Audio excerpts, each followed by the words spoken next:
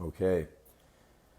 If anyone's just joining, sorry to log on a couple minutes late. We'll just take a few moments here and let people join in. I see that Susanna has joined the live. So Susanna, there should be, I hope I'm pronouncing your name correctly, there should be an opportunity to just request to join, Susanna. That would be wonderful. And then we can have you pipe in and let's see what this request is. There you are, and hopefully there you are. Should just be a quick moment. Sorry, folks, we're just waiting for Susanna to join. And there you are. Hi. Hi. Could you, Dr. Susanna Søberg, is that correct? Yes. Hi, Andrew. Thank you for inviting me. Oh, well, thank you so much for joining us. We'll take a couple minutes here and just get acquainted while people log on. I have the hour, and I know people are really looking forward to learning from you. As just a few things for people logging on, as the questions stream by, if you have questions for us, please put them in the questions bin. That's a little bit more useful than putting them in the comments, because the comments string by and we might miss them. But nonetheless, it's we're delighted. Eric Weinstein, good to see you. We've got some luminaries in the room. Wonderful. And I know people are really excited to learn from you. So first of all, tell us a little bit about yourself. I've talked a lot about your paper in recent weeks online, but maybe just give us a little bit of background,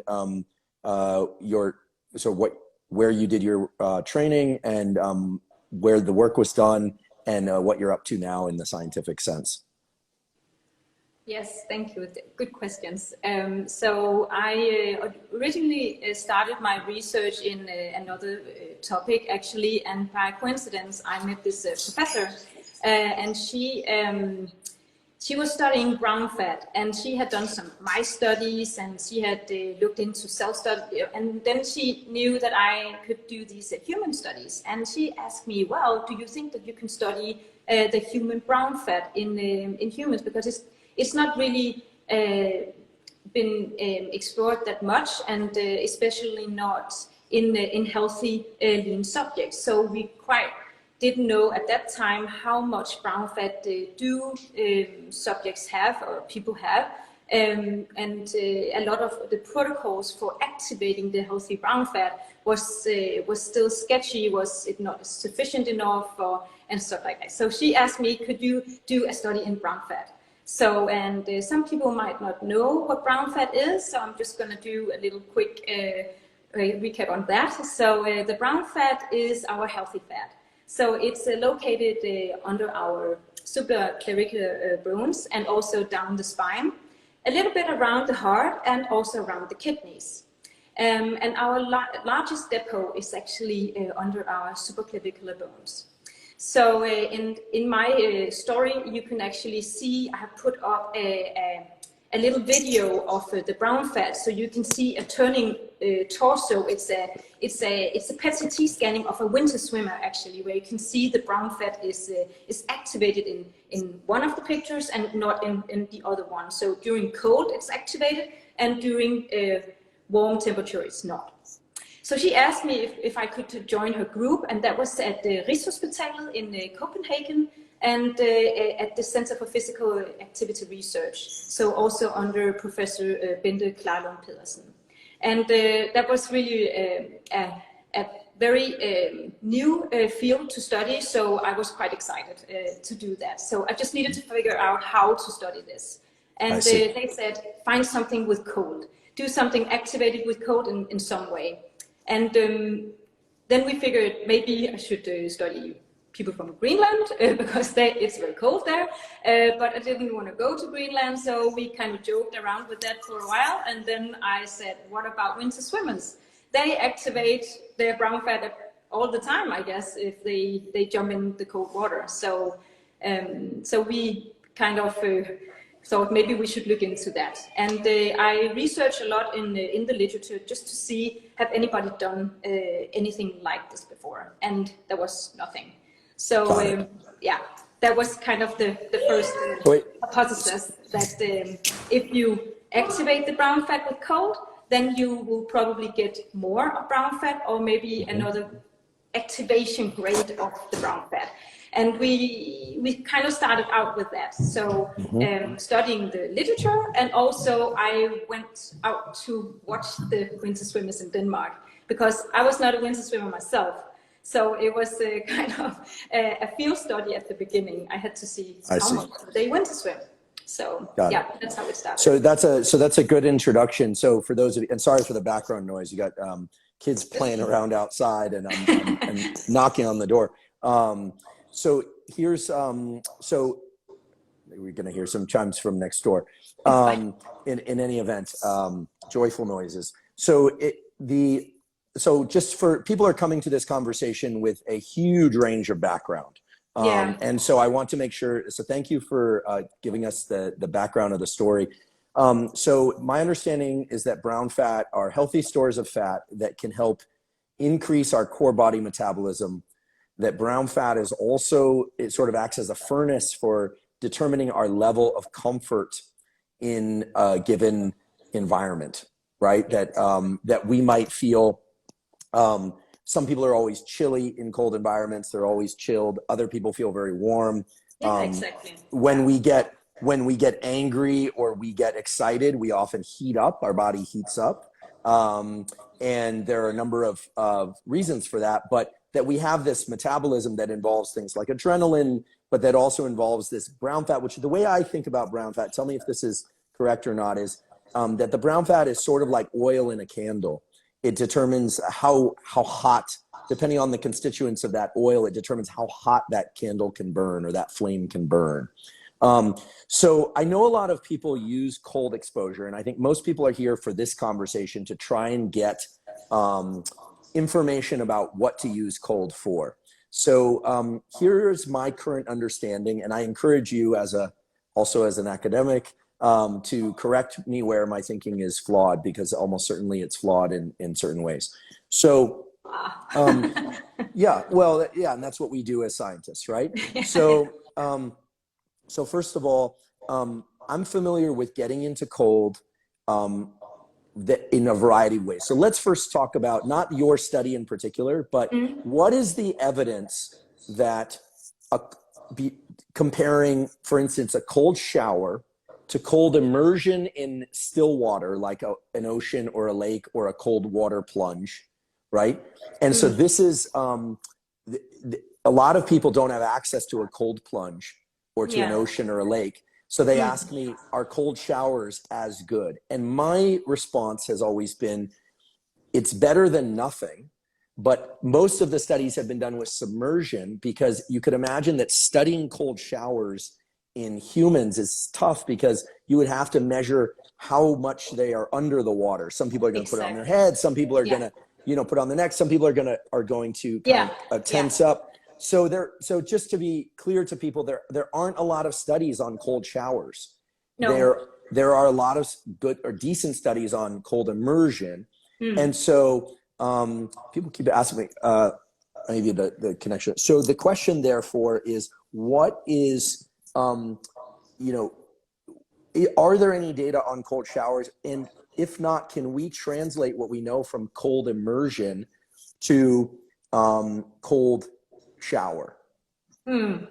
So no, I don't know that many studies about the cold shower and how that actually affects our metabolism or our physiology, but there is a few showing that that you will get less sick if you take cold showers. So in some way, if it's cold enough and you can acclimate in the shower, I think. So you can definitely use showers to get your cold shock response going. So you would have that kind of a similar same effect. So definitely activating it and definitely activating your brown fat. You could definitely do that, but it's definitely also not the same as immersing yourself into cold water up to maybe the chin.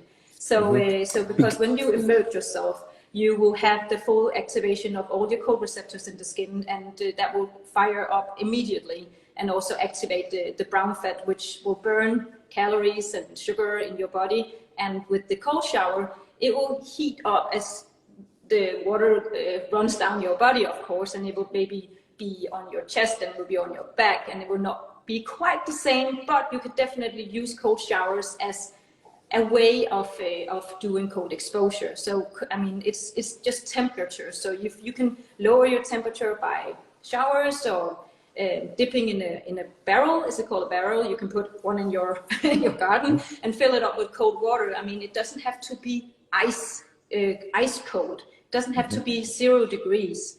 As long as the water is just 15 degrees and below Celsius, then it's actually cold enough to activate your brown fat. So the protocol that I used for my studies were to see how cold do I need to get my study, with how little can I actually go, so to be a little bit lazy about that. So it actually shows that you don't have to be that cold. 18, 16, 15 degrees Celsius of water would be actually enough to activate your metabolism.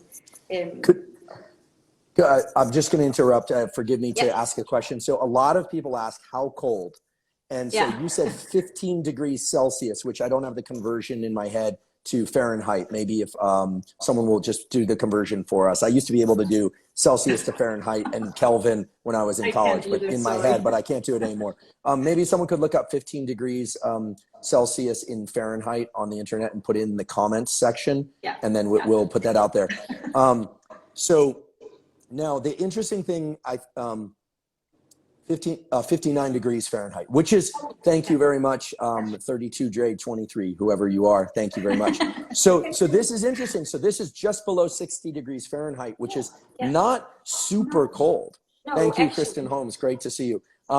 This is not super cold. And I should mention that there's a study that was published in the European Journal of Physiology a few years ago showing that when people went, this was by submersion up to the neck, they were in the cold water for, I think it was 45 minutes or so. And there was or maybe it was slightly longer.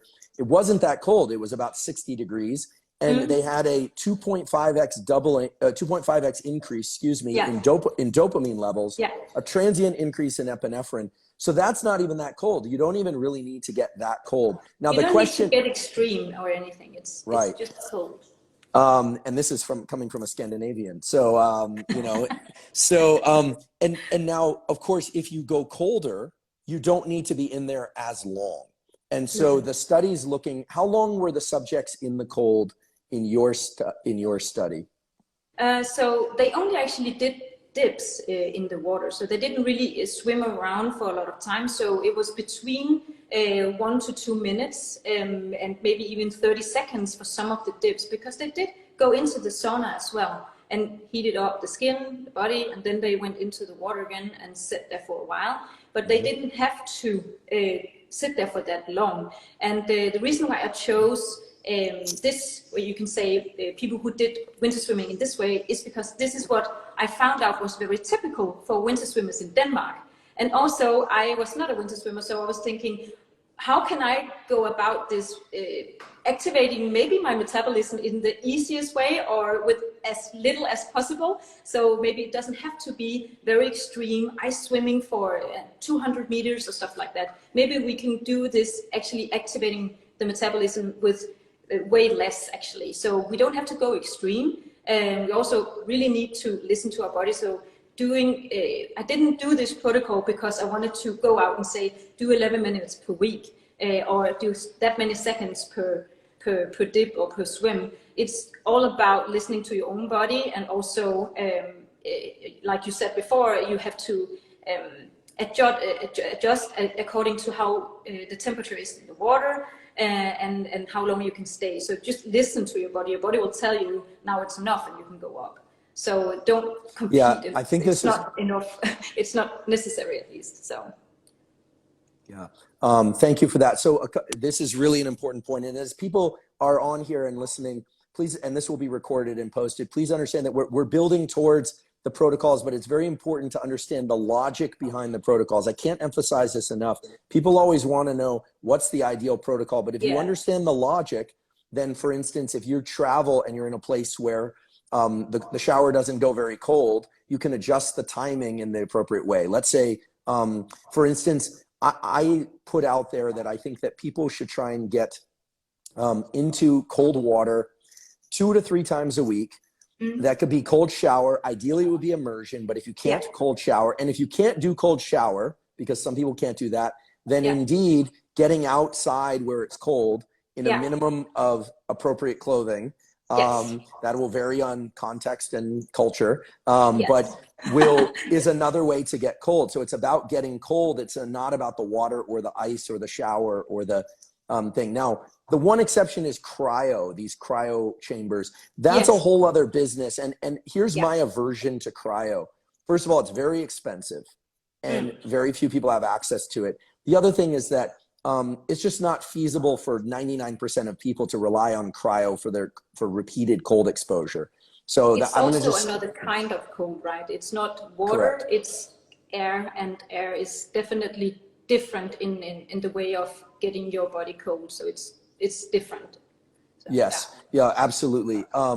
So in terms of, I think we can say at a first pass, to get the improvements in metabolic function and also improvements in mental resilience, but mostly metabolic function, 2 to 3 times per week, you arrived at this 11 minutes per week total, not 11 minutes per session. However, some people might get into cold water that is very cold. Like I have a 40-degree plunge. So this is really cold. And I try and get in there for 1 to 3 minutes, 2 to 3 times per week. So if it's colder, then you can probably get away with shorter exposure. And when I said in a post I put, you want to get into the feeling should be that you want to get out, but you can stay in safely. Exactly. And that's because the desire to get out is stimulated by adrenaline. And the increase in adrenaline is actually a key component of activating brown fat. Yeah, because of norepinephrine. Yeah, norepinephrine, right? And this gets into some nitty-gritty science that that maybe we don't have to go into about the way that the nerves, literally the fat has input from the nerves that releases norepinephrine onto the fat. So get uncomfortably cold, but not dangerously cold, 1 to 3 times per week, and 11 minutes per week. I think is a wonderful number because that's very doable. You could do 1 session of 11 minutes. You could do 3 sessions of 2 to 4 minutes. There are a lot of ways to do this. And folks, I want to really point out that it is Dr. Susanna Søberg's protocol that she arrived at from this study. So she deserves credit. I'm the one talking at the moment, but she's the one that deserves credit. So this is really important. Someone has finally given us, based on human peer-reviewed stringent data in an excellent journal, Cell Reports Medicine, which is a fabulous journal, a protocol which is not the only protocol you could use, of course, but is at 11 minutes per week total, divided up into 2 or 3 sessions, or one long 11-minute session. Get uncomfortably cold. Thank you so much for that. The field has really needed this. The world has needed this. Tell us just briefly about a few of the benefits of getting cold for 11 minutes a week. And then let's talk about heat. I want to talk about heat separately. What are some of the benefits that people, that you observed in your studies and as a consequence of this?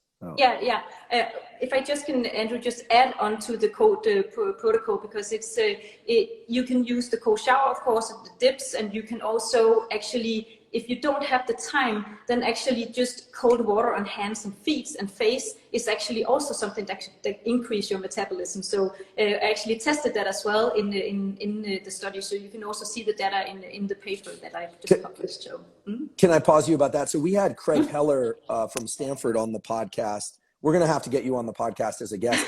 And he talked about the glabrous skin of the hands, forgive my calluses, badly calloused hands from just various, from exercise, basically. So despite my badly calloused hands, glabrous skin on the hands, the upper half of the face, and on the bottoms of the feet are the most effective way to cool the core of your body temperature. So we can also explore that in your paper further. And it activates the brown fat. And when you say activates, what were the downstream consequences on insulin, metabolism, and any other measures that you took? So we did see, we measured in a group of healthy, lean men who were winter swimmers, and they were already trained winter swimmers. And we compared those to a matched control group. And I tried really to focus on multiple things, so I had as much of a balance the two groups as possible. And we did see that the winter swimmers had you could say a lower production of insulin we measured that on multiple days during fasting, when we're just laying down and relaxing. They just had lower production of insulin in general. We also did a glucose tolerance test where we actually tested how fast do they metabolize their sugar in the bloodstream. So they drank a lot of sugar, and then we measured the insulin levels, and we saw that they had lower levels after 2 hours, but also on another day during cooling and during the warm day. We had different protocols for this, testing both cold and warm, and we did see that they had insulin production which was just lower during the whole study.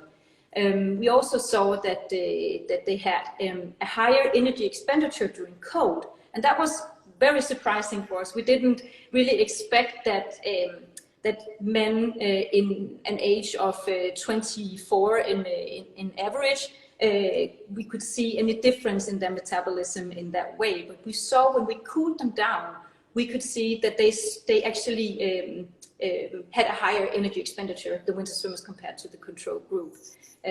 Yeah, and lower leptin levels also. So it was very interesting. That's just some of the things that we saw. The lower core. Could I? Sorry to interrupt. I know that. And I know that people are going to give me a hard time about interrupting, but the interruptions, I just want to be clear.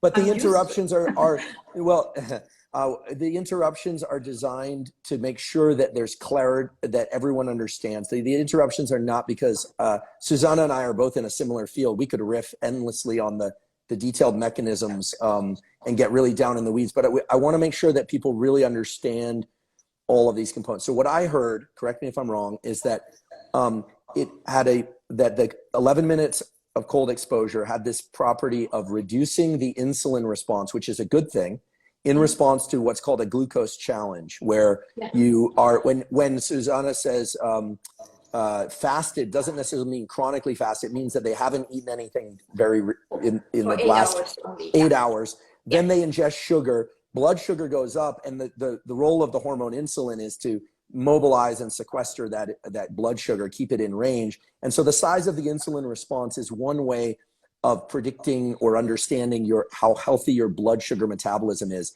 And the cold exposure allowed these people to use less insulin to control the blood sugar. And that's a very good thing. You don't want high insulin under most conditions. At all. Yeah. Okay, so cold exposure can help. Yeah, so sorry, I realize it's an interruption, but it's a little, this is just part of making sure everyone's on the same page. So 11 minutes per week of getting cold. And again, I'm still seeing these questions. It doesn't matter if it's cold outside, cold shower, cold ice tub. I feel like people are going to ask this for the next 100 years, but the fact of the matter is it's about you getting cold. How cold? Uncomfortably cold for 11 minutes a week, but uncomfortable but safe, right? Yeah. So, and so this is the key principle. Okay, and how cold is uncomfortable will depend on a couple things, and one of those, which you pointed out, and I love this, is how much brown fat you already have. And so the more brown fat you have, the more comfortable Dr. Søberg, Susanna's work shows that the more brown fat the more cold exposure you do, the more brown fat you generate. The more brown fat you have, the warmer you will be at just walking around and waking up in the morning, etc. And when you get into uncomfortable cold again, you achieve an even greater metabolic boost. Okay. Yeah. So there's 3 things going on there. And this is not, for a lot of people, this is going to be a little bit hard to track. Getting into cold water allows you to be more comfortable at neutral temperatures, where if you're a chilly person, it will allow you to be a warm person, so to speak. And when you get into uncomfortable cold, the amplitude of the effect on metabolism will be increased. So you are becoming a hotter furnace. Your capacity to burn hotter is greater. Yeah. Okay. sorry to sort of take over the conversation that way, but I want to make sure that all the amazing points you made are really drilled home. I'm going to ask you a couple questions, and then I want to move to heat. The questions come from the questions bin, and thank you also for those of you that are putting in comments. For those of you that are putting in inappropriate comments, please leave the conversation. For those of you that are putting appropriate comments, thank you for being here. By the way, we don't take your the inappropriate comments seriously anyway, so don't worry about it. We do have someone tracking who's putting them though, and everyone's getting blocked who puts inappropriate comments. Just FYI, I'm very. It's classroom rules, like a university classroom. Okay, so there was a question about how to the difference between chronic and acute exposure. So people who do this repeatedly versus somebody who does it for the first time. Yeah. You looked at chronic winter swimmers or winter cold exposure. So how often do I need to do this before I can start seeing these long-term benefits? Yeah, so I have only done, you can say, published one paper. So, and that is in trained winter swimmers, they have been swimming for at least 2 winter swimming seasons. And I don't think it's that much actually. So at least if you can if you can get through the first season, then I think you'll be able to see some of these benefits. But you can say that there is also studies out there showing that if you winter swim just 1 winter swimming season, that there is some moderation in the insulin levels, and that is tested in middle-aged men and women. So there is some studies, one study at least, showing that there might be something already changing already after 1 season. And I think if you start out with cold exposure, jumping into cold water, you will increase your metabolism right away. So the acute exposure will immediately help already in your body. So it counts for every time you go. So I don't think it takes 2 seasons to have these benefits, but that is what I tested. So I can't say what 1 season exactly would do with your brown fat, but I think it might be very similar actually. Mm-hmm. So you would get adapted really quickly to the cold and also your metabolism. So I think it goes quickly. Yeah. Great. So thank you for that. In my experience, doing 3 times a week for 2 to 4 minutes, by the 3rd week, I notice I can be much more comfortable at any temperature. And again, doing this 11 minutes of cold exposure per week not only allows you to be comfortable at colder temperatures, but when you get into temperatures that are uncomfortable for you, you get an even bigger sized effect. So exactly. So I think the way to think about it is much like flexibility or weight training, that there's an adaptation, and that adaptation makes you stronger, but it also gives you a greater capacity to do more work, so to speak. And you shouldn't always do the same temperature, just vary it a bit. It doesn't matter, because it's also a very good thing that the body there is different cold temperatures. It doesn't have to be ice cold all the time, or the challenge for the body is also to exactly adapting to the different temperatures. So season is very good. If you have access to the sea or to a lake or something like that, that is really, really good. But put a barrel in your garden just with cold water, and that will vary too. So that could also just work. So yeah.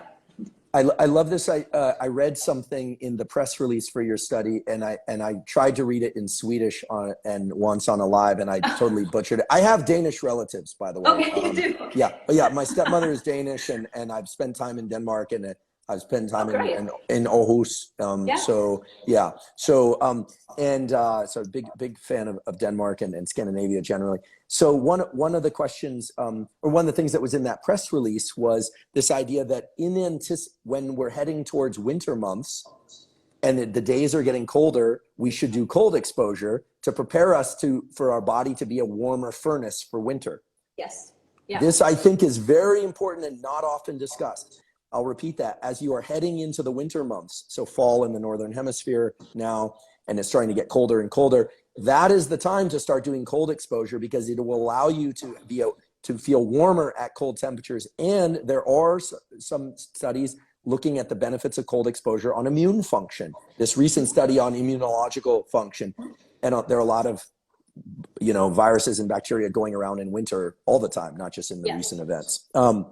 So then as summer comes around, you could, in theory, do the opposite, start doing heat exposure in the springs to prepare yourself to be more acclimated to heat in the summer. Yes. So this is the importance of a mechanistic logic rather than just telling people this is what you do. Now, to just keep going here, a lot of people have asked me a question, which I think is a good transition for the next point, which is, let's say I were to do 5 minutes of cold shower or cold dunk, and then is it okay for me to then take a hot shower before, or should I try and stay cold? What is the role of heat before or after the protocol for cold?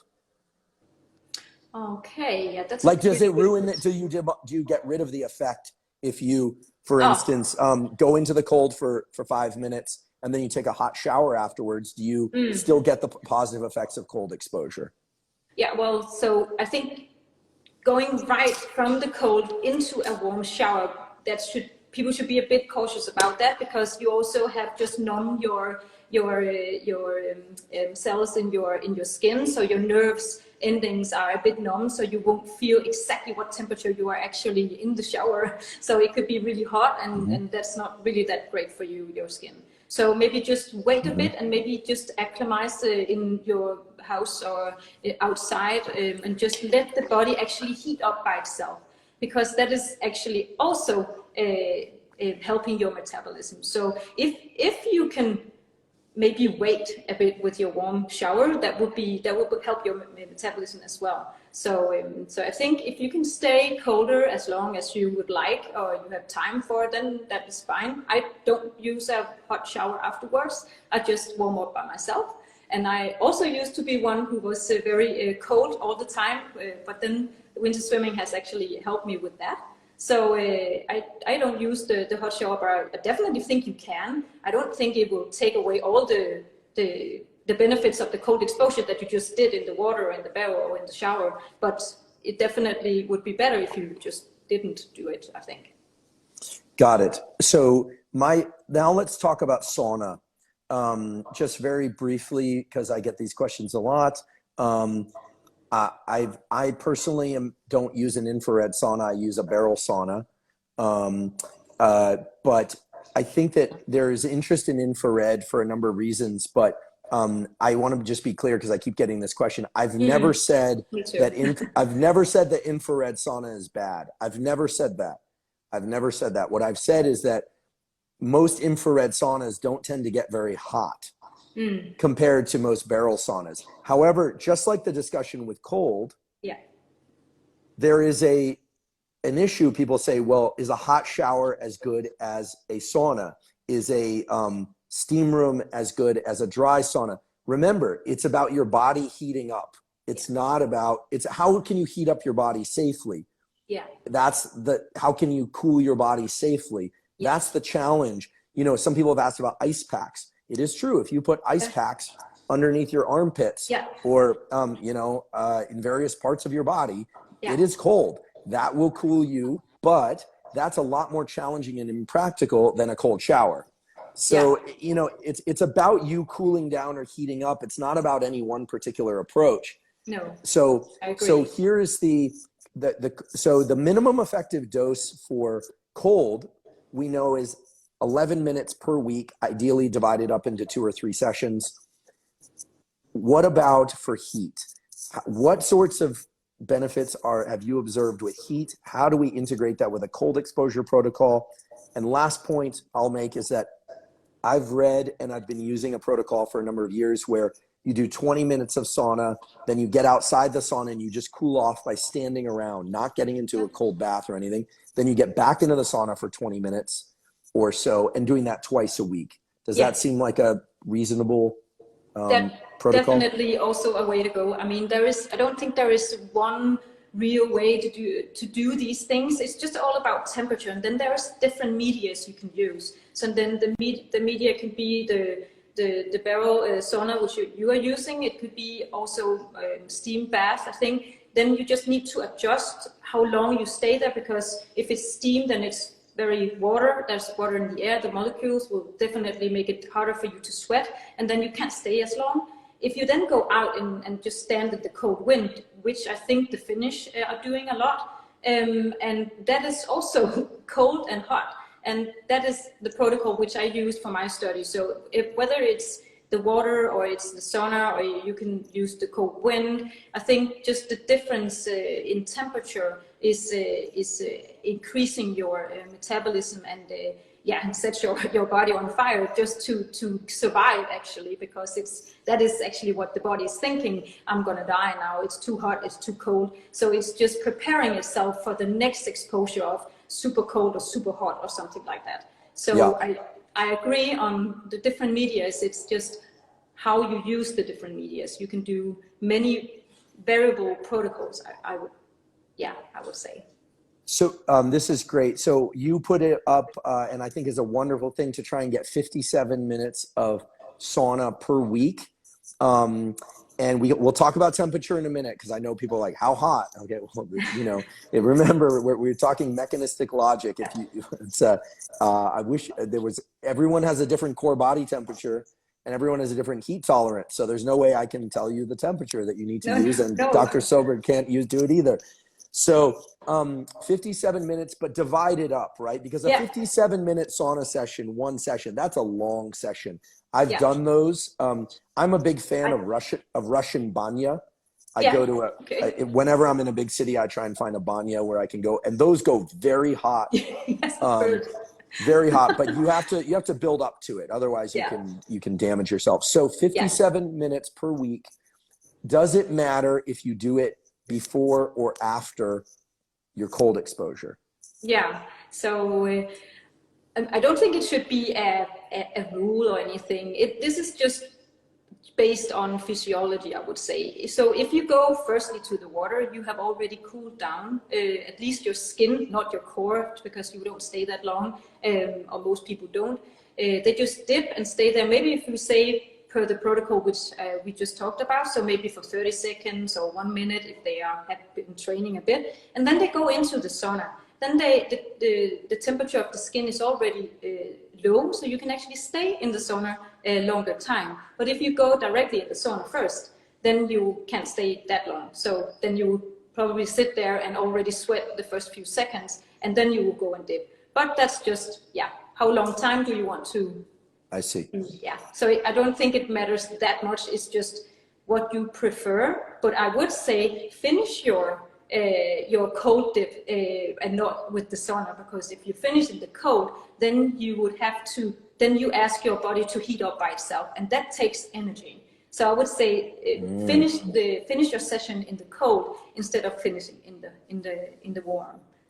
Okay, so this is really interesting. I mean, this is a question I get a lot. So my typical protocol is I'll get into my sauna for 10 or 15 minutes. And it's hot. I run it hot. I won't say how hot, because I don't want people, if it's too hot for them, they could damage themselves. But then I'll get out, and if it's the evening and I want to fall asleep, what I'll do is I'll get out and I'll just cool off in the cool air, and then I'll get back in the sauna for another 10 or 15 minutes, get out, and then I'll take a kind of warm shower, and then get into bed, because I want my temperature to drop. Yes. I don't do cold exposure within a few hours of bed, because it tends to wake me up. Yeah. But if it's early in the day, what I'll do is get into the sauna, then into the cold, and then back into the sauna. But what I'm learning from you is I should probably get back into the cold again. So here's a simple way to think about it based on what Dr. Søberg is telling us. If you want to increase your metabolism the most, end with cold. Yes. Because then you have to reheat your body naturally. Yes. So I'll repeat that again. Let's call this the Søberg Principle. If you want the Søberg Principle, I'm defining it. I'll put it on Wikipedia. The Søberg Principle says, if you want to get the maximum metabolic effect of cold exposure, don't get into the heat afterward, because by naturally having to reheat your body using your own brown fat and thermic mechanisms, then you are going to get a greater metabolic increase. I think this is a really important feature. I've never heard this described anywhere. Dr. Søberg, who's right in front of you. Susanna gets credit for this. Thank I'm you. going to officially call this the Søberg Principle. Okay, and it's rational and it's grounded in data. The other aspect is, I don't think most people know this, but if you are getting in a hot sauna, one way to feel more comfortable in a hot sauna is actually to put a towel on your head. A lot of people think, well, then you're just going to feel even warmer, right? It's going to be really, really stressful and painful. But no, it actually insulates your brain from the heat and you feel less of an impulse to get out. And so you can actually be in the sauna longer, more comfortably, if you put a towel draped over your head. However, you have to be careful that you don't expose yourself to heat that is damaging to your skin or other tissues, right? Yeah. Okay, great. So what is your protocol? What do you do each week and for these sorts of things? Yeah, so I actually I do actually mimic the protocol which I've already did with my subjects. So after I did this study with the young healthy men, which I just published, I also did a randomized controlled trial afterwards, which is not published yet. And that is in men and women, which are middle-aged and they had pre-diabetes, and they were not winter swimmers. So I had to train them. So by training them, I had to go myself. And I used this protocol, so I actually start in the water and dip, and sometimes I stay there for, it could be 30 seconds, depending on the temperature as we just discussed. So it could be 1 minute, but then I go to the sauna, back to the water, to the sauna, and then I finish in the water, and then I walk home. How long is each one of those exposures? And I'm guessing that the 1 minute cold exposure is very cold, because I've seen your by the way, everyone here should go follow Susanna Søberg's Instagram feed. She puts up a lot of really interesting information about cold dunk and sauna. Also, we're going to discuss your book in a moment. Thank you. Which is really an amazing contribution that everyone should pay attention to. Make sure you follow Susanna. She's putting out really useful protocols and information. And so you want to do that. So how long are you in the cold? How long are you in the heat? And how many days a week are you doing that?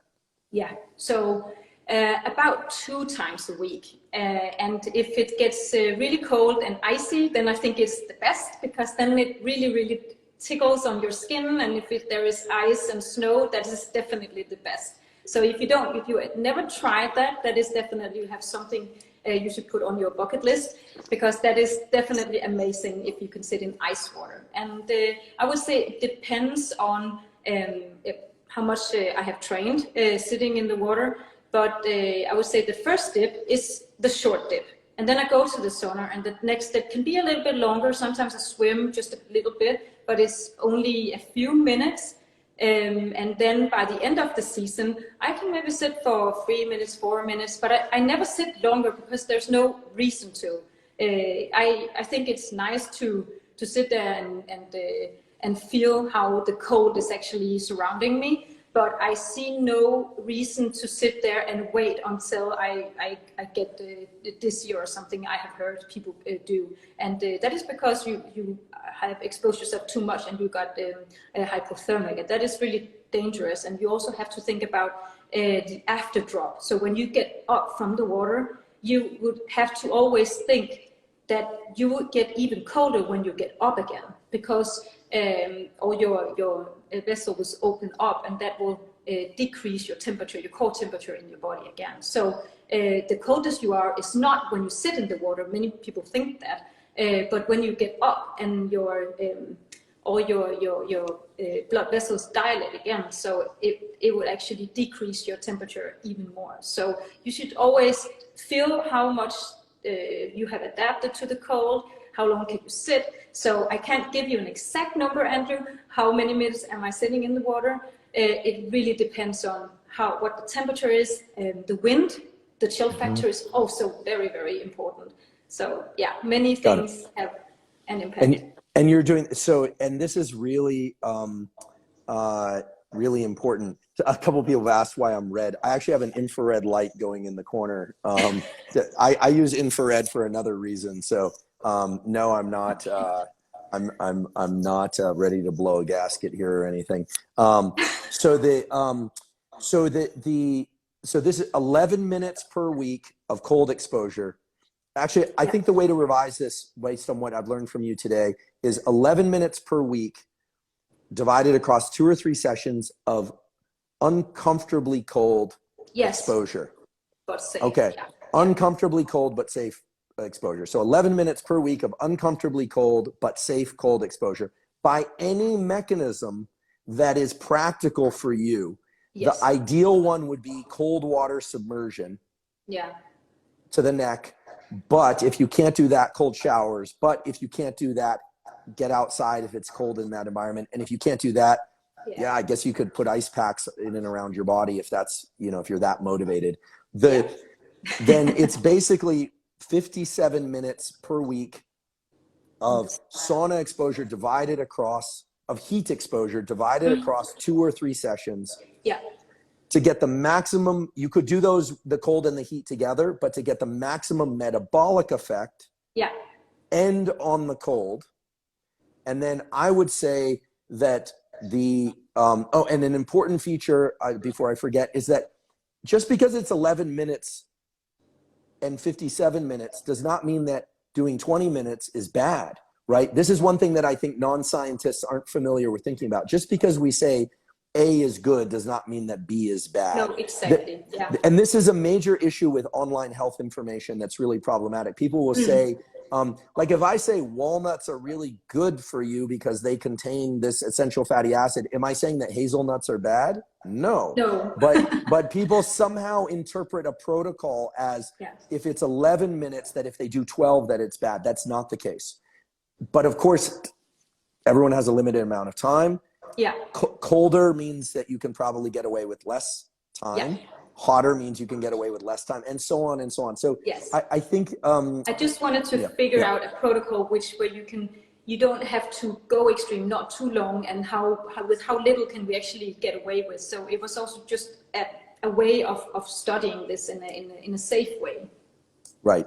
Yeah. And then I did get a number of questions about the fact that your study was performed on winter swimming men, but given that you follow these protocols, I don't think there's any reason why the same benefits do not apply to women, right? I mean, no, I wouldn't think too much about that. I mean, I think the same results would apply to women as well. And if you think about the brown fat, then brown fat is probably women have, as far as the literature go, women have a little bit more of brown fat than men have. And that's probably because we tend to get colder easily than men do. So our thermocomfortable zone is actually at 24 degrees Celsius, and for men it's 22 degrees Celsius. So women tend to have a little bit more brown fat than men do. But there's no reason to think that this protocol should not apply to women. The reason why we did the study only in men was because the women have a cyclus, and we wanted to study also what we call the proteomics, which the beta-kines, which are proteins that are secreted from the brown fat. So we have another outcome for the study as well, the blood samples. We wanted to see if there was some kind of secretion from the brown fat, which we could measure and see if that was different in the subjects, in the winter swimmers compared to controls. And that would not be good if we had women with cycles going anywhere. And so that was actually the main reason. So, but the next study I did in the randomized, was actually both in men and women. So yeah. Wonderful. And as I understand, that study is underway and hopefully will be published in the not too distant future. I got a couple questions about what is the problem with or difference between infrared and regular sauna. Look, the whole purpose of getting in the sauna is to get your body temperature up. Okay. So there's nothing wrong with infrared, but typically infrared saunas don't go as hot as Finnish sauna or dry sauna. Like for instance, I like to get into a sauna that's somewhere between 210 and 215, which is a Fahrenheit, which is very hot, but I'm heat acclimated. I do it 3-4 times a week if I can. So I go beyond that 57 minutes, but I've been doing it for a while. There's nothing wrong with infrared sauna. The effects of the infrared, however, are still not very established in the scientific literature. Infrared exposure to the eyes, which I'm actually getting peripherally, which is why I'm glowing red. That explains it. Okay. Yeah, that's right. There's a interesting data out of University College London about effects on the photoreceptors in the eyes, and so that's a different story altogether. But I think it's about heating up. It's about heating up. So now a couple other questions. First of all, I want to make sure I ask you about your book. What is the title of your book in English and in Danish? And where can people access it? And what sorts of information is in it? Tell us about your book. Yeah. So the English book is called Winter Swimming, the Nordic way towards a healthier and happier life. It's a book actually about my research, how I started this, the whole journey, and it's also you can say a walk through the literature, but not written in a way which is really heavy or anything. It's more in a common language, so everybody can read it. I've heard. So in Danish it's called the Hobbyhavet. It's translated to jump in the ocean, and it's just a book telling you how do you go into the water, what should you think about, what should you wear, what should you bring, what to be careful about, and what kind of benefits does the literature show, what is the cold shock, and why do you need to see the cold shock, so be in a water which you think is uncomfortable but still being safe. So it's kind of a book telling you how to when to swim if you want to stay safe, but also get the benefits that we just talked about. So it's based on what I have learned during the last 6 years of my studies, and so it's a kind of a wrap up of that.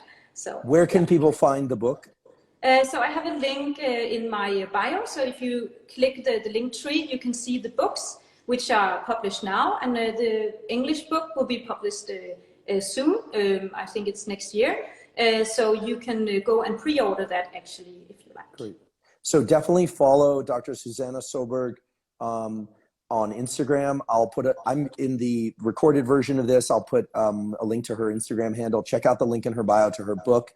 I want to emphasize that despite the already impressive accomplishment of writing a book on this important topic, for those of you that are joining in late, thank you. Dr. Søberg is the lead author on a really important paper, I believe, in Cell Reports Medicine, defining the metabolic improvements and other improvements related to brown fat metabolism in people that expose themselves to what is essentially the equivalent of 11 minutes per week divided across 2 or 3 sessions, plus 57 minutes per week divided across 2 or 3 sessions of cold and sauna, or I should say cold and heat, respectively.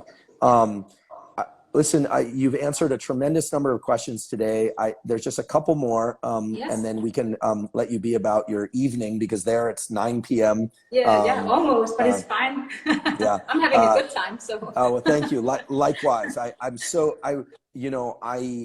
on the editorial board for Cell Reports, not for Cell Reports Medicine, but when I saw that paper, I actually wrote to the editorial staff there and said, this is the kind of science that the world needs to know about. The paper has been downloaded many, many times. It's available if you want to read the scientific paper, it's available for free access to anyone at Cell Reports Medicine. So you can go there. It's listed as one of the most popular download papers there.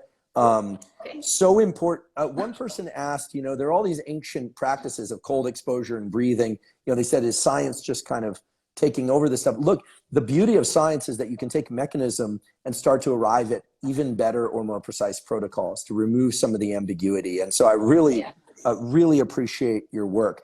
In getting ready to close, I just want to ask a question about, are there any things that you observed in the study or in the course of doing this research that you thought was particularly interesting that maybe didn't make it into the paper? Because as a researcher, I know that there are some things often that we see or observe that were interesting that maybe there isn't sufficient evidence for yet, but that you might want to follow up on, or that you think people might find interesting. Was there anything that was surprising? Was there anything that kind of, piqued your interest that you didn't expect?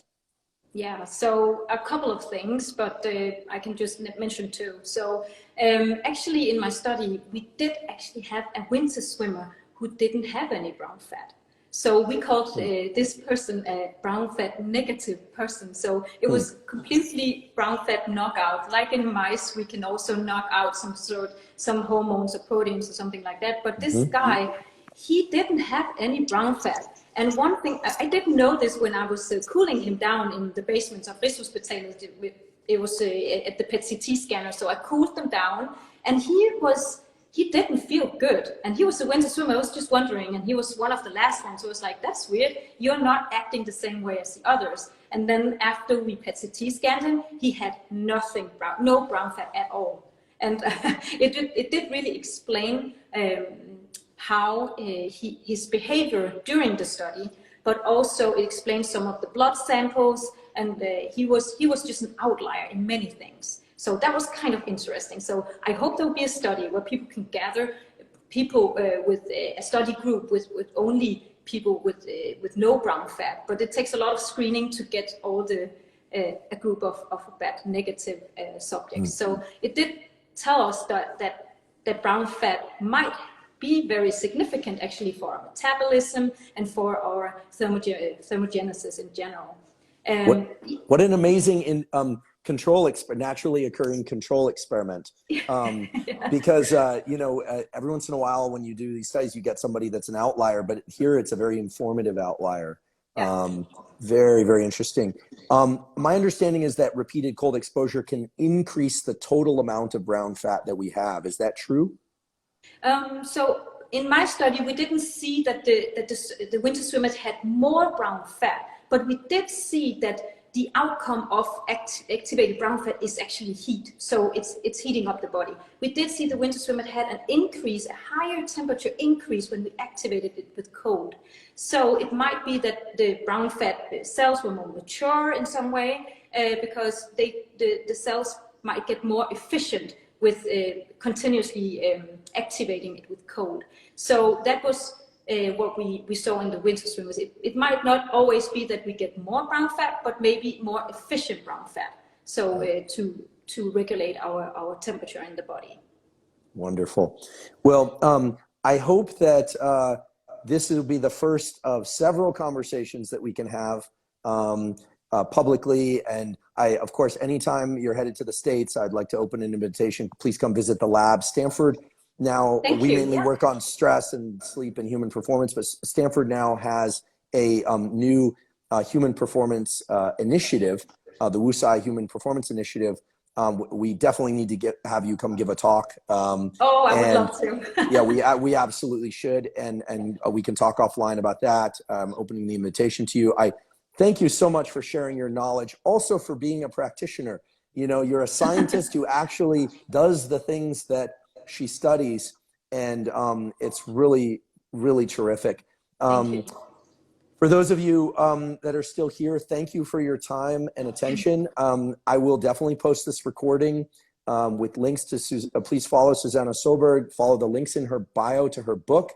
When the book comes out next year in English, I'll definitely do a post about it dedicated to that. It's wonderful, and my Danish is not good enough to read it in Danish, but I know enough about the content to know that it's wonderful. And to everyone else who joined in, and thank you so much for doing this. It's not often that I get the opportunity to talk to the first author of a really impactful paper on Instagram with protocols, who actually participates in the protocols. Susanna, Dr. Søberg, thank you ever so much for your time and for the incredible work that you're doing. I know I speak on behalf of many, many people. Thank you so, so much for your work and your time. You're welcome, and thank you for inviting me. All right, very well. All right, everyone, we'll have a wonderful rest of week, Thanks for those of you that joined from around the world or maybe even stayed up a little late in order to join. Thank you for your questions.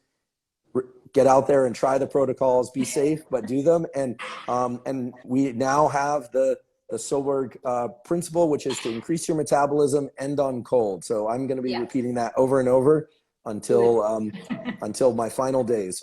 All right. All right, everyone. Bye for now. Bye-bye. Thank you very much, everyone. Bye-bye. Thank you. Thank you.